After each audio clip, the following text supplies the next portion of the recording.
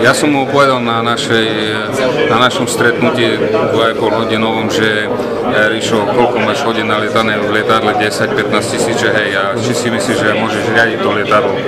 Pri štarte tohto lietadla ty ani nezletneš na konci štartovacej dráhy, narazíš do stromu alebo havaruješ, že ale v tom lietadle nebudem sedieť. A to je presne aj o tom hokeji.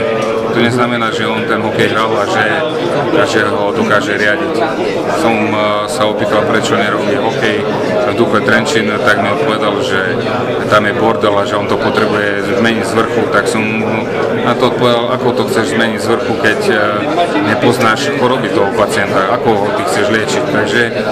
my sme sa v tej diskusii nikdy nedostali a on mi nevedel odpovedať na konkrétne veci a to som chcel, aby sa to verejnosť dozvedela, ale tak, jak som povedal na začiatku, myslím si, že už je to moc politizované a že